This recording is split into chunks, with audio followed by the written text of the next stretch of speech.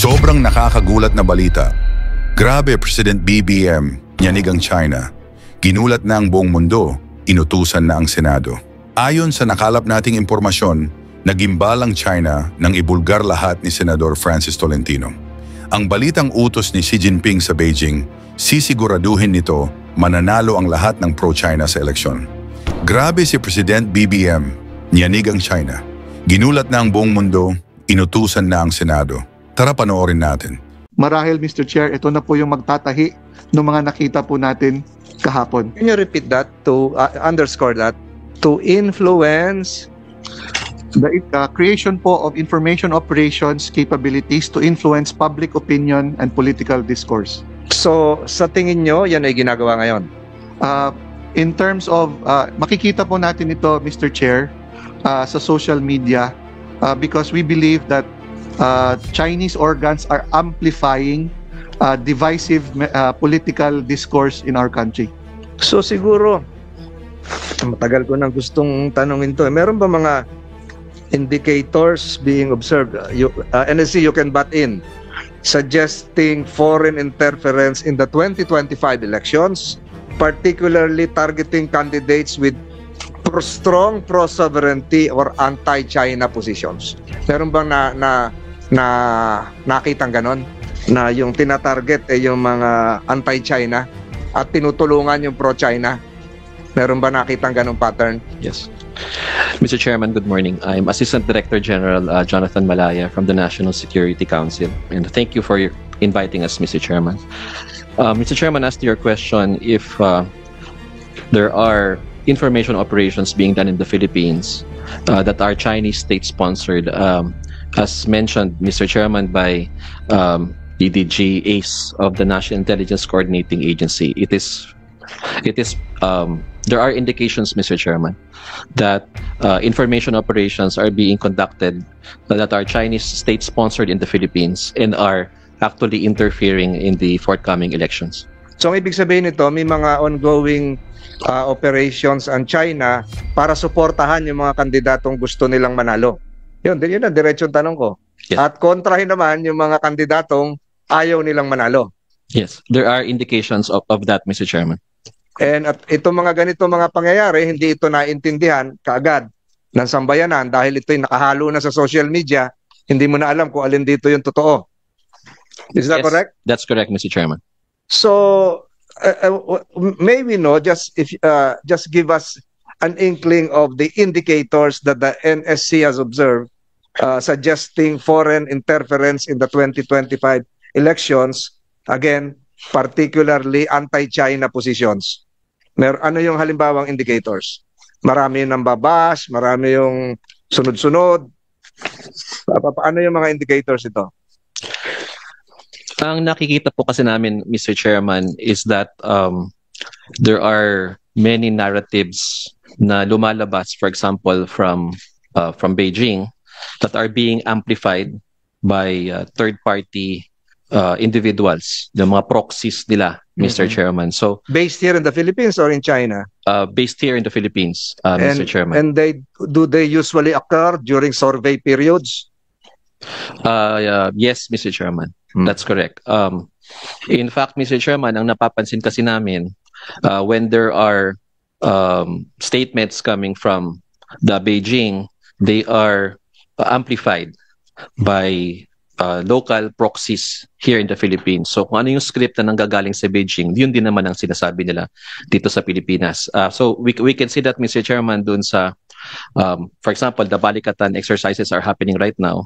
So you will see narratives coming from Beijing that the Balikatan exercises is a threat to regional peace and stability. And you'll also hear that kind of statement coming from local proxies who follow the script coming from Beijing, Mr. Chairman. And of course, your agency and other agencies as well have identified the local proxies. May listahan naman yan kung sino yung mga local proxies na yan na lumalabas na sinusunod kung ano yung kumpas galing sa China. That is correct, Mr. Chairman. Kasi consistent yung mga narrative nila, mag-iingay pag malapit ng eleksyon, pag may survey, lalong-lalo na pag may sinusuportahan silang kandidato. Nika, you can proceed. Thank you, NSC. Thank you, Mr. Chair. The other strategic development is the 2017 National Intelligence Law, mobilizing Chinese citizens and organizations. This law fundamentally transformed China's intelligence apparatus by one, compelling mandatory cooperation, which requires all Chinese citizens and organizations to assist intelligence operations. A second facet is its global reach, authorizing intelligence activities both domestically and abroad. Third is legal protection, or providing legal cover for intelligence operations conducted by Chinese entities. And fourth, its focus on offensive rather than defensive intelligence activities. What are its potential impact to the Philippines? One, Mr. Chair, Chinese companies involved in Philippine infrastructure could be legally obligated to gather intelligence. Two, Chinese tech companies operating in the Philippines may be required to facilitate surveillance or data collection. Three, academic and cultural exchanges could serve as platforms for intelligence gathering. And this has happened already, even in other countries, Mr. Chair. There are now several countries, for example, that have banned their Confucius Institutes. They still exist here in our country, Mr. Chair. Dali lang, is this the fixed na ba itong slide mo? Baka meron pang iba. Hindi lang napapalabas nung technical natin. Naka-fix po siya, Naka-fix Mr. na Chair. I'm just reading through my presentation. And one intriguing question. Do they have the ability to influence not just Filipinos staying here domestically but even overseas? OFWs, yung mga kababayan natin nasa abroad. Meron ba kayong nakitang gawain na ganyan? Insofar as our OFWs are concerned, Mr. Chair, wala pa po tayong documented or actual case of that. But if you're talking about Chinese diaspora, even here in the Philippines, kahit sabihin po natin, assuming the best of them, that they are not inclined, if they have relatives, if they have interests back home, those are sources of leverage for their government. Kaya kahit po ayaw po nila makipag-cooperate, kasi andito po sila, gusto po nilang manirahan ng tahimik dito, kaya pa rin po silang i-compel kasi po yung kanilang mga kamag-anak, kanilang mga interests back home are sources of leverage of their own government, Mr. Chair. Siguro mas maliwanag to sa mga nakikinig ngayon. Hindi lahat po ng Chinese o Filipino-Chinese ay masama. Hindi naman lahat ay gumagawa ng espionage activities. Meron lang tinutukoy ngayon ang iba't ibang intelligence agencies na may katibayan naman na ang kanilang ginagawa ay hindi para sa interes ng Pilipinas, kung hindi para wasakin pa ang interes ng Pilipinas. Is that the right assumption? Tama po, Mr. Chair. So kaya hindi ito blanket condemnation of people of Chinese origin. So may mga nakakatulong, may mga nakatulong sa kalakalan, sa negosyo, sa pagbibigay ng trabaho, pero hindi lahat 'yon. Ang tinutukoy dito yung may mga ginagawang pagmamanman, pagtitiktik na laban sa interes ng Pilipinas. Tama po yan, DDG? Tama po, Mr. Chair. Please proceed. Combining these two and coming up with a comprehensive threat assessment for the Philippines, they create a multi-layered threat landscape. Una po dyan ay sa information domain threats. Ito po ay nagkakaroon po tayo nakikitang sophisticated cyber espionage campaigns targeting government agencies. Nabanggit na po natin yan kamakailan. Nandiyan din po yung potential for data exfiltration from critical infrastructure. Kasama po dyan ang information operations designed to influence public opinion on South China Sea disputes. At saka po ang surveillance of military communications and operations. Sa physical domain naman, ang implikasyon po nito ay intelligence gathering through dual-use infrastructure projects. Nandiyan din po yung monitoring of maritime activities in disputed waters. Pinakita na po kahapon. Collection of signals intelligence through communications equipment. Pinakita na rin po kahapon. As well as the mapping of critical infrastructure vulnerabilities. Other strategic implications include enhanced Chinese situational awareness of Philippine military capabilities and plans, potential compromise of sensitive diplomatic communications. Also, the ability to influence public discourse on China-related issues, and intelligence support for gray zone operations in disputed territories. These strategic developments represent a sophisticated approach to information warfare and intelligence gathering that extends well beyond traditional military domains, creating complex security challenges for countries like the Philippines that have territorial disputes and complex relationships with China. Doon naman po sa tanong, ano naman po ba ang mga impormasyon na nakalap na nila? The compromised information varies by target but includes those from the government sector, the private sector. DDG, can we identify some of the government agencies or departments targeted and successfully hacked? Baka hindi nila alam yon. Pwede bang i-reveal yon? Yes, Mr. Chair. I can jump into that, Mr. Chair. Yes. City.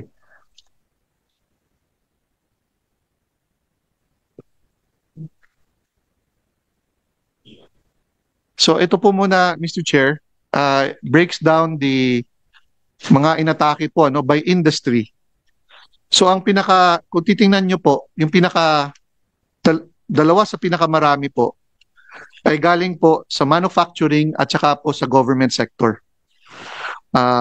Pumapangatlo po dyan ay ang financial services, technology sector, and as well as the telecommunications sector.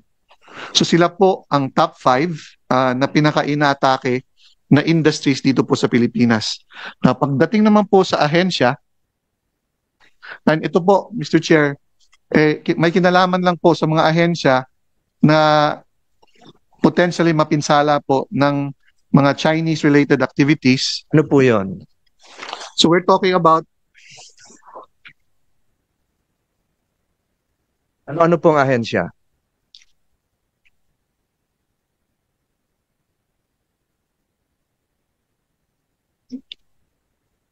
So sa slide po na yan, Mr. Chair, kung makikita po natin, there were 79 incidents involving AMLAC, BARM, BIR, Civil Service, CHR, Department of Agriculture, DFA, DICT, DILG, DBM, DOJ, DOST, DPWH, National Irrigation, NAMRIA, and National Telecommunications Commission, Mr. Chair. May representative tayo ng NAMRIA, baka hindi niya alam na-hack na sila. This is only for the period April to December 2024 at hanggang January po 2025. And can you give us an indication as to the extent of the damage done? Siguro po, Mr. Chair, balik po ako sa isang slide. Ito po siguro ang pwedeng patotoo kung gaano po ka-sensitibo po yung mga naging operations po na ito.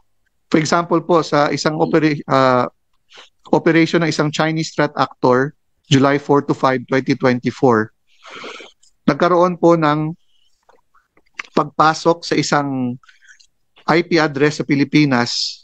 Itago na lang natin po sa .gov.ph. Pero ito po ay Zimbra Mail Service. Nagkaroon po ng exfiltration ng datos.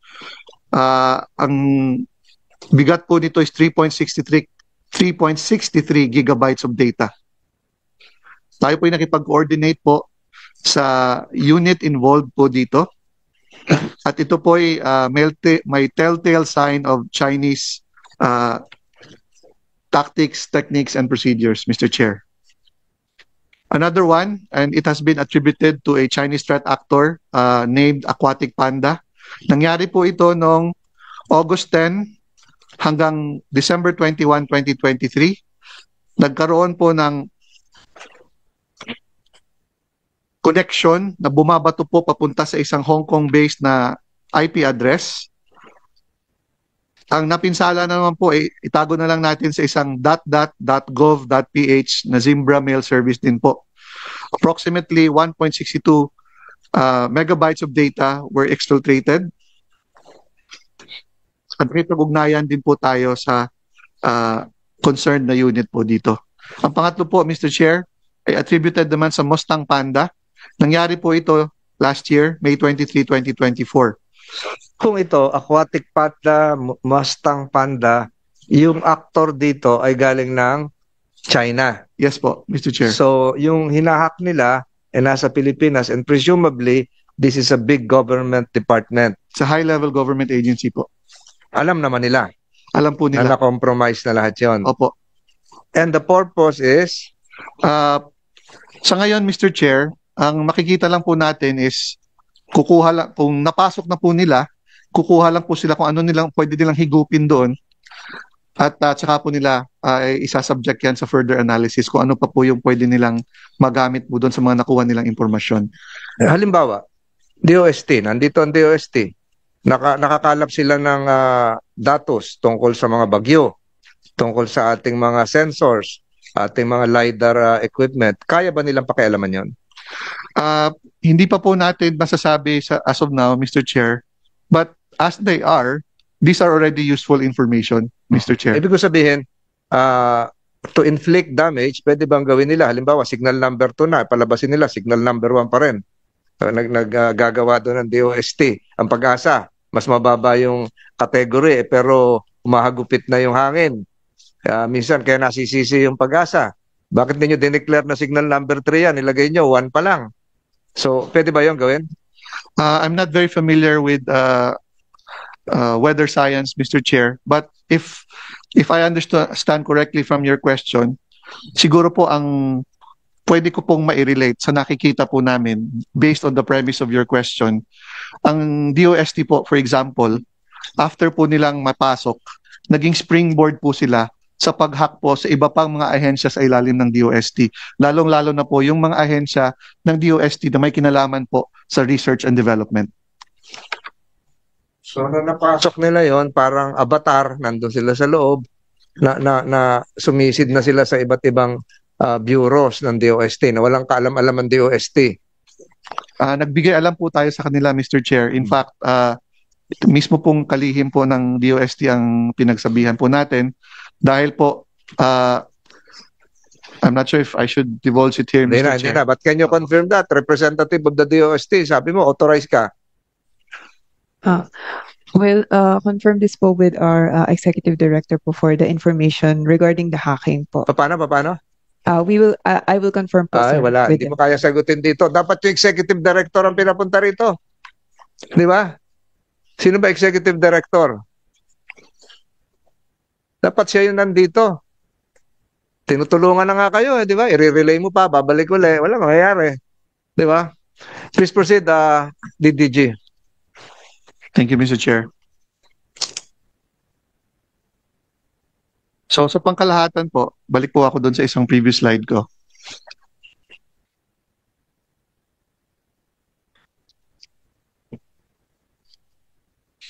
So 234 breaches. Ito po, Mr. Chair, sa nakita lang po namin ito kamakailan. Hindi pa po ito kasama last year, Mr. Chair. Ito very recent lang po ito. Hindi na lang po natin papangalanan yung ahensya kasi mataas po ang ahensya na ito. It's high level. Pero kung titingnan nyo po, ito po ang mga nangyaring insidente, 234 data breaches na na-uncover po ng ating ahensya. Meron pong 32 na agencies ang meron pong sensitibong impormasyon na nakabulat-lat po sa dark web. Meron pong 91 credentials. Ibig sabihin po, ito po yung ginagamit sa mga ahensyang ito para po mag-access sa kanilang mga websites at sa kanilang mga databases. Yung mga Ay, pwede silang pasukin pa uli kasi naka-open na, di ba? Yes, Mr. Chair. So hindi pa to nagawa ng paraan na masarahan. Ganun ba? Mr. Chair, ang ginagawa po namin as soon as ma-uncover po ito is pinagbibigay alam po kaagad namin sa mga respective agencies. What can they do?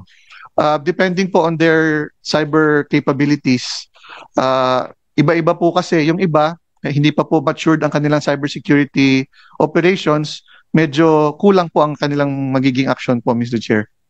Compromise lahat. Opo. Lalong-lalo na sa research and development, DOST. And the same is true with the ICT. So 91 compromised credentials, ano ibig sabihin yan? Mr. Chair, ang credentials po kasi ginagamit po yan para i-access po ang mga websites at ang mga- Password. Opo, basically password po. At saka yung mga databases. Kung nakabulat-lat po yan, pwede po silang pasukin. At depende po sa role na ginagampanan ng credentials na na-compromise po. Pwede pong high-level access po yun, Mr. Chair. Po bang ganitong breaches, yung compromised credentials, kung ito, gaya nung mapang pinakita mo kanina, kung ito ay galing sa China, Chinese operator, pwede ba itong ibigay sa isang local proxy counterpart? O ikaw na, mas malapit ka dyan, mas real time ka. Pumunta ka na doon sa tabi ng building sa Taguig ng DOST. Diyan mo na sila i-operate. Pwede yun? Hindi na po kailangan, Mr. Chair, kasi po meron pong, usually po, ang sa techniques, tactics, and procedures po sa mga ganito, as soon as they have established initial breach, kumukonekta po yan sa tinatawag na command and control server. So kahit po saan yan, usually nandun po yan sa estado na nag-conduct po ng cyber espionage, pwede na po nilang diktahan po kung ano man yung napasok nila, pwede na nilang utusan yung kanilang malware na naipasok para po mag-lateral movement, Mr. Chair, at magkaroon po ng actions on target na tinatawag. So kahit walang kamalay-malay yung mga departments dito sa Pilipinas, akala nila normal lang yung mga nagkukuman doon, wag mo nang i-release yan, 13-month pay, bawasan mo ng sweldo si ganito, pwede yun. In theory, Mr. Chair, pwede po siya. Gagalit ngayon sa sekretary yun. Pati yung mga ibang program na dapat ipatupad na kaagad, dinidelay. Di ba? In fact, Mr. Chair, hindi na nga po nila kailangang pakialaman yung datos. Pabagsakin lang po nila yung, or i-deny lang nila ng access yung mga ahensya. Malaking disruption na po yun sa day-to-day operations po ng mga ahensya natin. Kahit yung mga ano tawag doon, yung biometrics nila, pagpapasok sa umaga, hindi na gumagana, hindi alam na nung HR kung anong gagawin, absent si ganito, kaya yon. Yes, Mr. Chair. Ayun, ganun kabigat yung pwedeng gawin nila. Is this still continuing? We'd like to believe that this is still continuing, Mr. Chair. Kaya po, importante po na ipaalam sa ating mga ahensya, tsaka even sa pribadong sektor, na dapat po tuloy-tuloy po yung kanilang cybersecurity efforts. Kasi po, mabilis po magbago ang pamamaraan. In fact po, every few minutes, merong naiimbentong bagong malware, Mr. Chair. At yung malware po ang kailangan para magkaroon po ng hacking. So, at the rate that malware is being developed, kailangan po talagang paigtingin at pagalingin pa po ang ating cybersecurity operations sa iba't ibang ahensya po. And has there been an effort siguro sa executive branch ito to relay all of this to the various departments kung ano yung pwede nilang gawin? Yes, Mr. Chair. Ang una pong ginawa ng kasalukuyang administrasyon ay ilathala po yung National Cybersecurity Plan. But in conjunction with that, Mr. Chair, naniniwala po kami na dapat po magkaroon ng isang focal agency for cybersecurity, which sa kasalukuyan po wala pa. That's why the administration is working on an executive version, and we hope that the Senate and the House will support the version being pushed by the executive po para magkaroon po ng isang dedicated National Cybersecurity Agency, Mr. Chair. Posibilidad ba na yung mga maalwan na hack o napasok ay meron ding local spy na nandoon sa departamento ng DICT o DOST? Hindi nila alam, isang kaopisina nila is working for a Chinese operator. Hindi alam ng mga kaopisina nila na ganun din. Kasama nila mananghalian. Siya na pala yung nandun. Siya yung local, yung focal person doon sa loob ng kagawaran. Is this a possibility? Para mas maalwan sa kanila? Not just a possibility, Mr. Chair. In fact, yan nga po yung preferred mode of compromising any organization. Ang tinatawag po na insider threat. mas madali po para sa kahit anong cyber threat actor na i-co-opt po ang isang naandoon na sa loob. Uutusan lang siya magsaksak po ng halimbawa ng isang USB. Uutusan po siya na karga po ng isang type of malware. Halimbawa po, mas madali po yan actually, and in fact mas epektibo po yan. In fact, Mr. Chair, ganun po ang nangyari kung naalala niyo po yung pagnanakaw sa Central Bank ng Bangladesh. Ang sistema po na yun ay closed system, yung SWIFT, para po sa financial transfers ng mga bangko. Since closed system po yun, hindi siya mahahack sa loob. Ang nangyari po, may isang empleyado, or whether we do not know kung voluntarily or involuntarily, sa kanya po pinadaan yung paghahack. Kaya po napasok ang Central Bank po ng Bangladesh at nanakawan po sila ng hundreds of millions of dollars, some of which found its way here in the Philippines, Mr. Chair.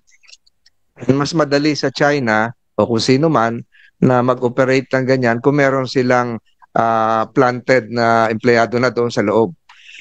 Nandun na mismo sa loob ng halimbawa DICT, DOST. Paano natin madidetermine yung mga yon? Siyempre, Pilipino rin yon. Na-compromise na. Is there a way of determining na kung sino itong mga to? Or are you now doing an effort to unmask kung sino-sino itong mga to? Kasi mabilis yung isa nakita ko doon sa isang presentation mo, nagsabay na yung DOST at saka DICT. Sa probinsya pa yung isa. Yung previous slide. Kasi kung totoo yan, meron tayong spy sa mga ahensya, ay labas na natin yung mga mukha nila. Di ba? Wala silang karapatan maging bahagi ng civil service roster natin. Ngayon, ikaw, bilang Pilipino, ano ang masasabi mo at reaksyon sa balitang ito? Mag-iwan ka ng komento sa ibaba at atin pong babasahin isa-isa.